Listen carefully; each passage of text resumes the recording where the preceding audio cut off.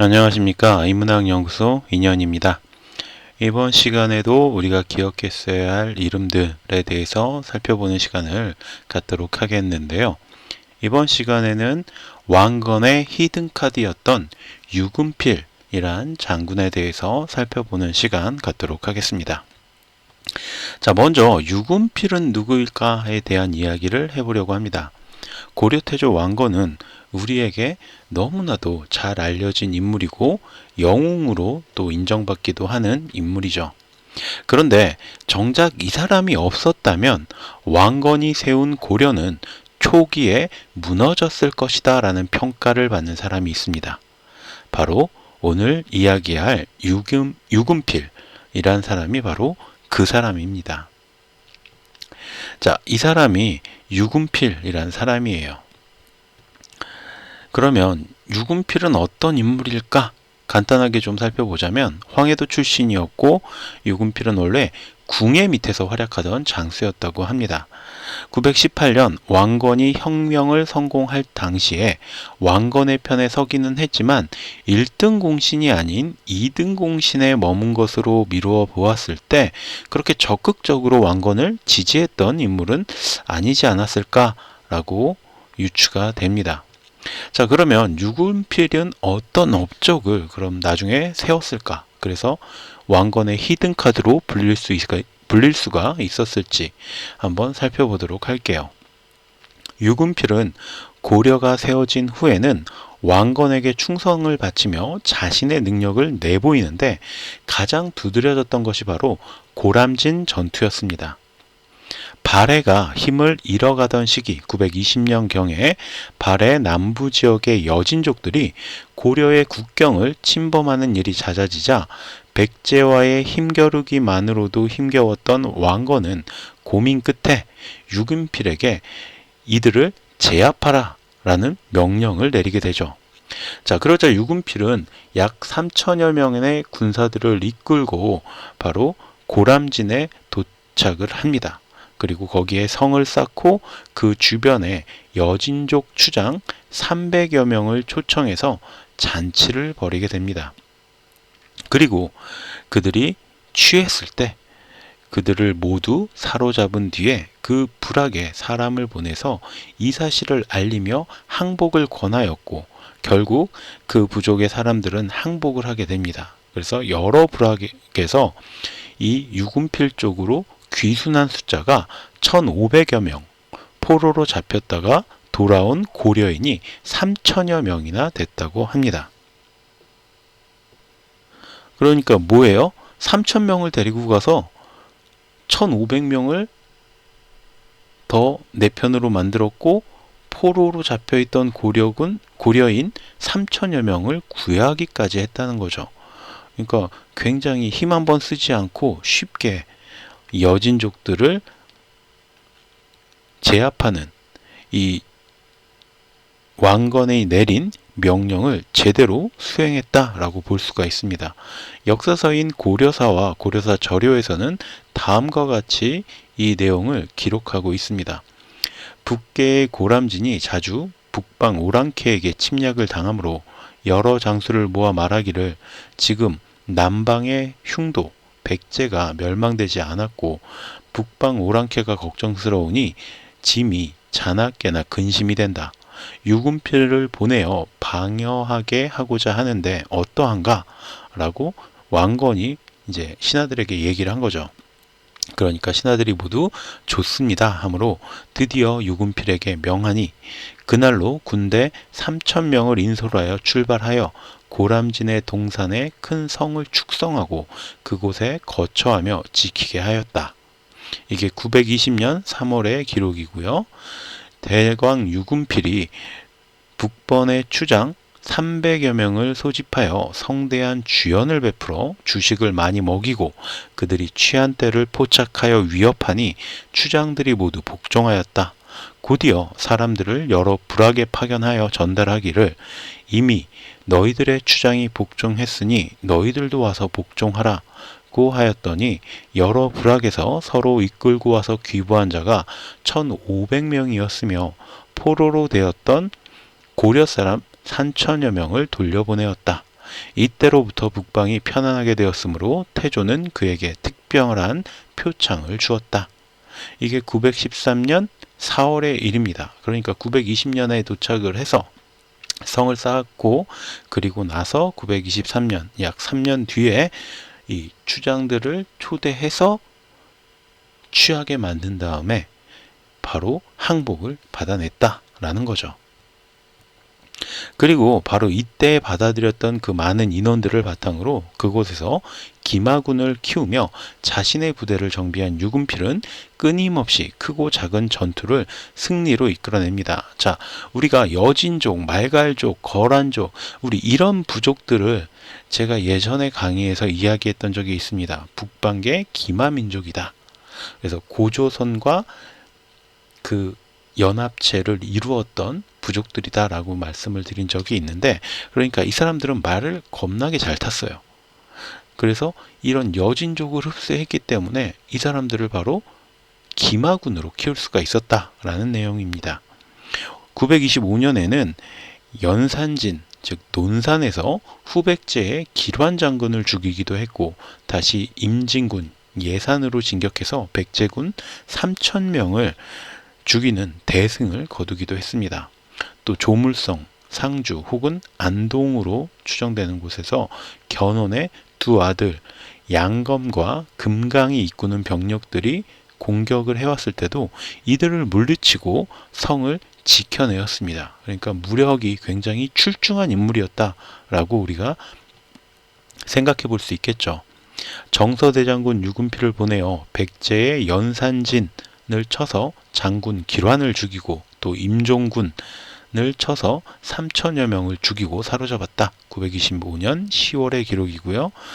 928년에는 탕정군에 주둔 중이던 유군필이 백제가 3,000명의 군사로 청주를 공격하자 즉시 자신의 군대를 이끌고 달려가서 적병 300여 명을 죽이면서 승리를 거두었고, 929년에도 고창에서 백제군과 대치 중이던 적진으로 돌격해 큰 승리를 이끌었다. 태조가 친히 군사를 거느리고 3년성을 쳤으나 이기지 못하고 청주로 후퇴하였는데, 백제 장수 김원, 애식, 한장 등이 3,000여 명의 군사를 이끌고 쫓아와 청주를 침공하였다.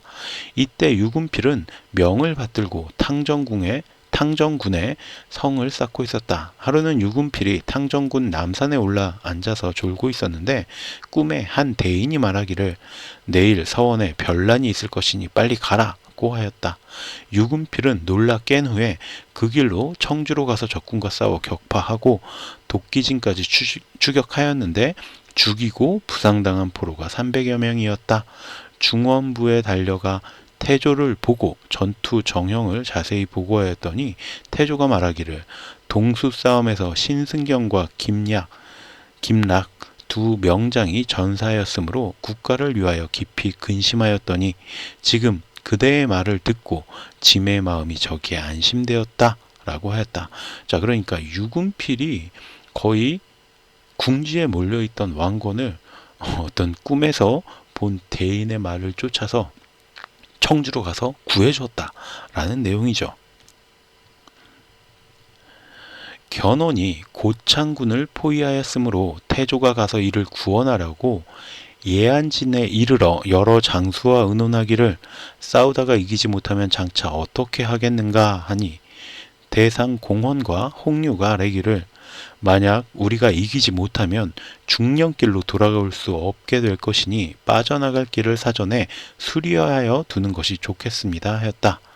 유군필은 아뢰기를 신이 듭자건대 무기는 흉악한 도구요 전투는 위험한 일이라 하니 죽자는 결심을 가지고 살려는 계책을 생각하지 않은 연후에 비로소 승리할 수 있다고 하는데, 지금 적군 앞에 나아가 싸워보지도 않고 먼저 패배할 것을 염려함은 무슨 까닭입니까? 만약 급히 구원하지 않으면 고창군에 3,000여 명을 고스란히 적에게 주는 것이니 어찌 원통하지 않겠습니까? 신은 진군하여 급히 공격하기를 원합니다 하니 태조가 그 말에 따랐다. 유군필이 저수봉으로부터 돌격하여 적을 크게 대파하였다. 태조가 고창군에 들어가서 유군필에게 이르기를 오늘의 승전은 경의 힘이다 라고 하였다. 자, 그러니까 다른 사람들이 우리 퇴로부터 확보하고 가자라고 했을 때 뭐 싸워보지도 않고 도망갈 생각부터 하냐, 내가 앞장서서 적들을 물리치겠다 하고 돌격해서 적을 물리쳤다는 얘기죠. 그러니까 일신상의 무력이 정말 엄청났던 인물이 아닐까라고 생각합니다. 유군필의 위기와 극복. 자, 드라마 태조 왕건에서 유군필의 역할을 맡았던 분입니다. 실제 유군필하고도 굉장히 좀 비슷한 느낌이 있는 것 같아요. 그러나 뛰어난 인물은 다른 사람들의 시기와 질투를 받게 마련이라 그를 모함하는 사람들에 의해 931년 곡도로 귀양을 가게 됩니다. 백령도. 그러나 이듬해에 백제가 대우도 서산 부근을 침략하자 마을의 젊은이들을 모아 배를 수리하고 이들의 공격을 막아냅니다. 결국 왕건은 자신의 결정을 후회하며 유군필을 다시 불러들이게 되었다라는 거죠. 그러니까 유배가 있던 상태에서, 유배를 가 있으면 죄인의 신분이죠. 그런 죄인이 그 마을의 젊은이들을 모아서 전쟁을 벌였다는 거예요. 거기에 쳐들어온 백제군과, 그리고 승리를 한 거죠. 자, 어떻게 보면 이거는 역모로 몰릴 수도 있을 만한 일입니다. 그런데 그만큼 또 유군필을 왕건이 신임하고 있었다라고 우리가 이해할 수도 있을 것 같아요. 이때의 기록을 보면 백제의 해군장 상해 등이 대우도를 공격하여 약탈하였으므로 태조가 대광 만세 등을 보내어 이를 구원하게 하였으나 이기지 못하니 태조가 이를 근심하였다. 유군필이 곡도에서 서신을 올리기를 신이 비록 죄를 짓고 귀양 중에 있사오나 백제가 우리의 해변 고을을 침략했다는 말을 듣고 신이 이미 곡도와 포울도의 장정들을 선발하여 군대를 편성하였고 또한 전함도 수리하여 이를 막으려고 하오니 성상께서는 근심하지 마시기를 원합니다 하였다. 자, 이미 그러니까 군대를 조직한 거죠.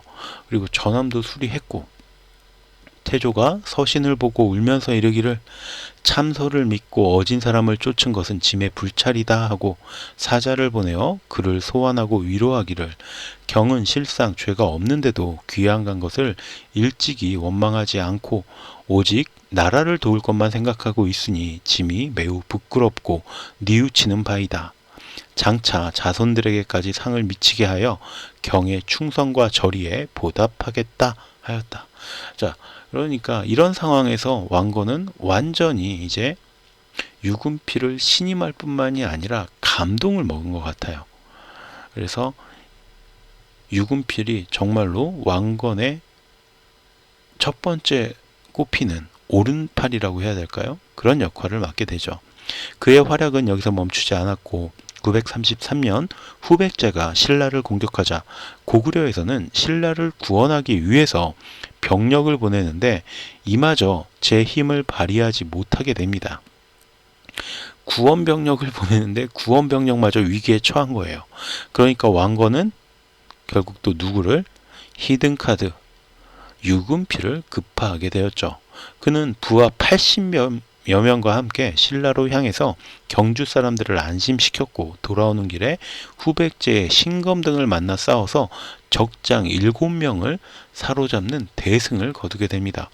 겨우 80명으로 달려가서 물론 거기에 이제 구원군으로 급파되어 있던 병력들도 수습을 했겠죠. 수습을 해서 그 다음에 이제 후백제의 신검과 싸워서 적들의 일반 병졸이 아니라 적장 7명을 사로잡는 그런 대승을 거두었다라는 거예요. 유군필이 정남 대장군에 임명되어 의주부를 시키는데 태조가 사자를 보내어 이르기를 짐은 신라가 백제에게 침략당함을 염려하여 일찍이 대광 능장, 영주, 열궁, 공희 등을 파견하여 진수하게 하였는데 백제 군대가 벌써 해산성, 아불진, 등지에 이르러 사람과 재물을 약탈한다고 하니 만약 신라의 국도에까지 침범될까 우려된다. 경이 마땅히 가서 구원하라. 받고 하였다. 이에 유군필은 장사 80명을 가려 뽑아 달려갔다. 사탄에 이르렀을 때 사졸에게 말하기를 만약 이곳에서 적을 만난다면 나는 반드시 살아서 돌아가지 아니할 것이다. 다만 너희들이 함께 칼날에 죽을 것이 염려되니 그대들은 각자가 살 도리를 잘 강구하라 하니 사졸들이 말하기를 우리 무리들이 모두 죽었으면 죽었지 어찌 장군만 홀로 살아서 돌아가지 못하게 하겠습니까? 하고 서로 힘을 합하여 적을 치기로 맹세하였다. 사탄을 건너자 백제의 통군 신검 등과 맞닥뜨렸다. 유군필 등이 싸우려 하였으나 백제 군대는 유군필군의 대오가 정의한 것을 보고 싸우지도 않고 스스로 흩어져 도망쳤다. 유군필이 신라에 이르니 늙은이나 어린이나 할 것 없이 성 밖에 나와서 맞이하여 절하고 울면서 말하기를 오늘날에 대광을 배울 줄은 생각하지 못했습니다. 대광이 아니었다면 우리는 모두 백제군에게 죽음을 당했을 것입니다 하였다.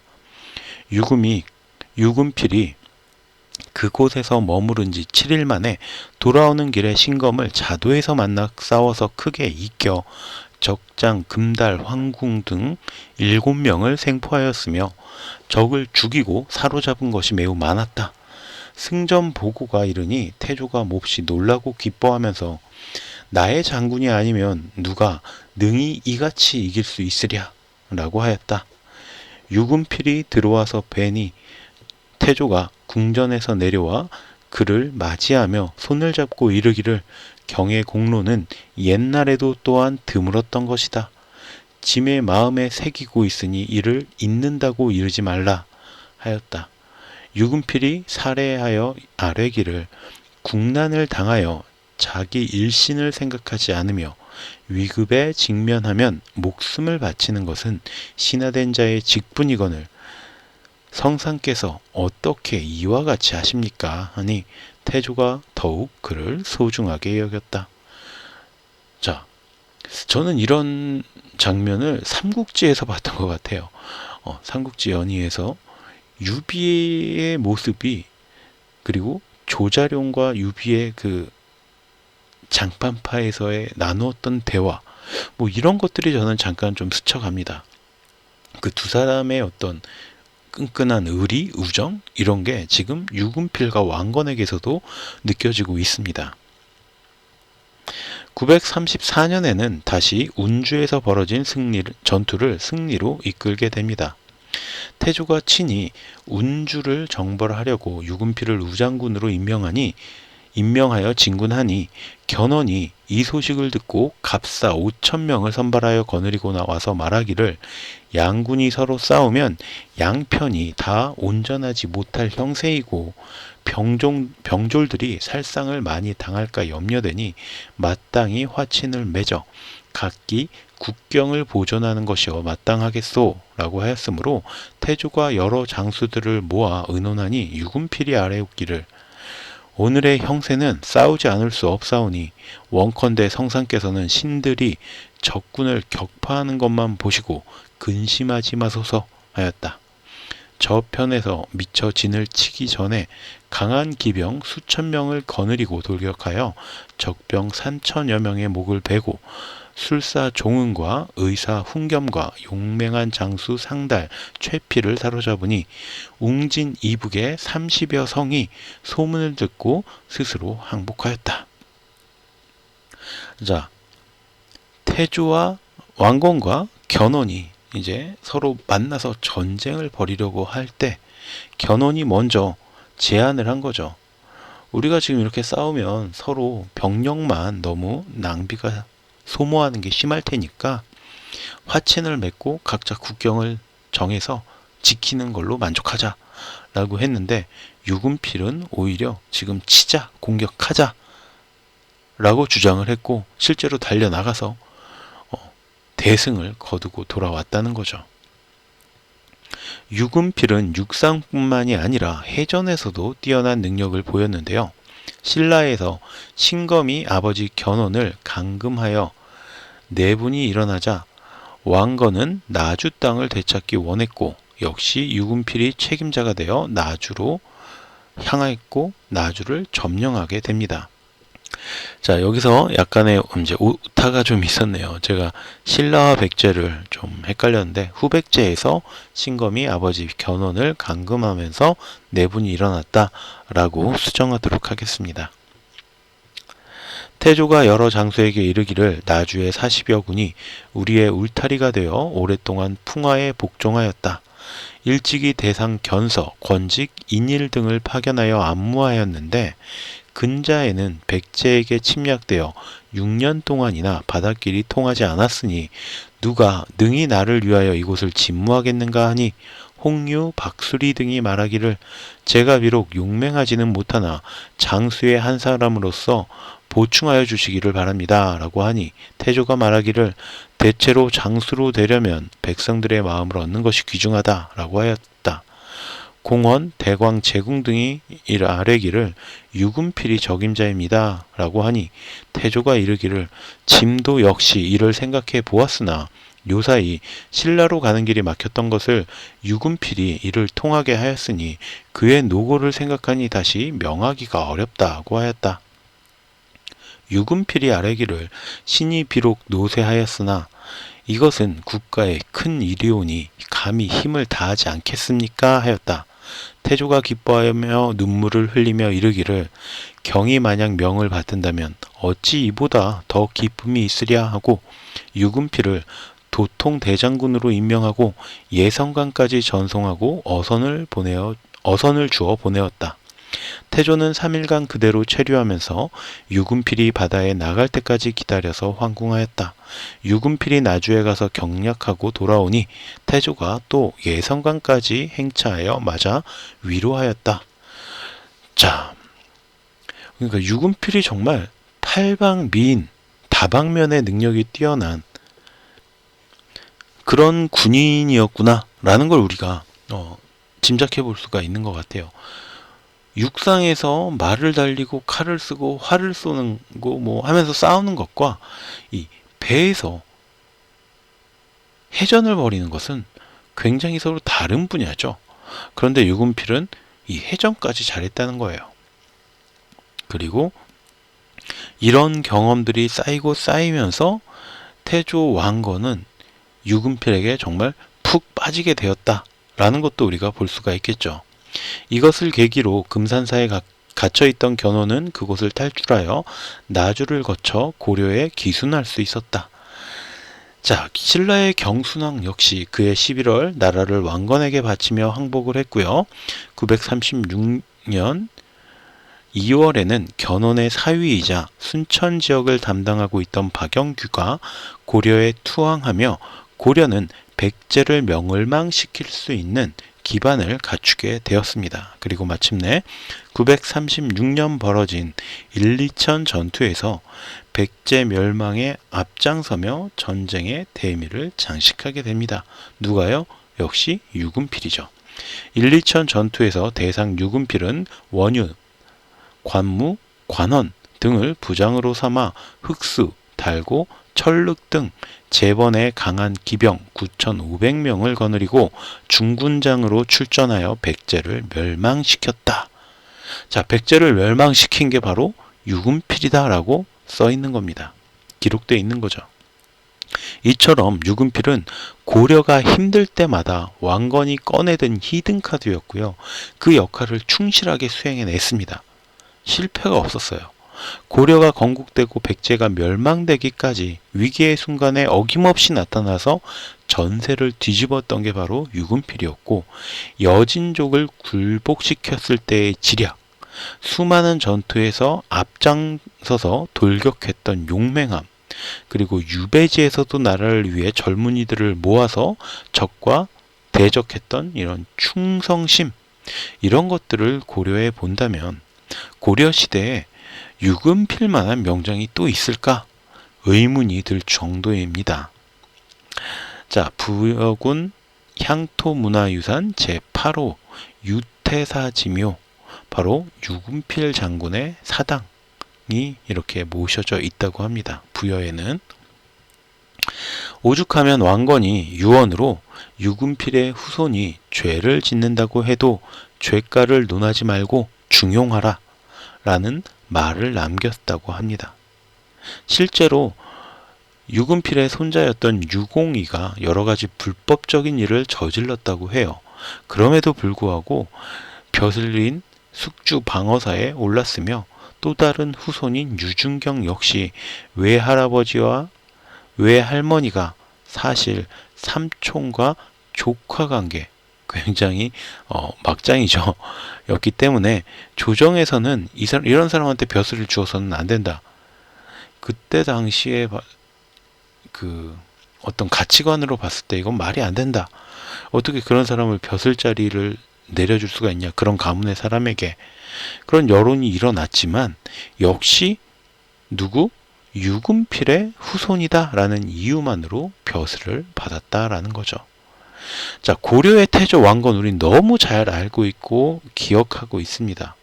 그런데 이 고려를 만든 태조는 왕건이지만 사실 이 유금필이야말로 고려의 어떤 기틀을 닦는데, 고려를 세우는데 가장 큰 역할을 했던 인물이 아닐까라고 생각합니다. 다만 그때 당시에 이 고려를 세운 왕건의 업적이 너무나 대단했기에 유금필이란 이름 석자는 우리가 그다지 친숙하지 않게 받아들이고 있는 게 아닐까라고 생각을 해보면서 오늘의 강의 여기서 마치도록 하겠습니다. 긴 시간 동안 강의 들어주셔서 감사하고요. 오늘 강의가 도움이 되셨다면 구독과 좋아요도 부탁드리겠습니다. 그럼 저는 다음 강의에서 또 만나 뵙겠습니다. 감사합니다.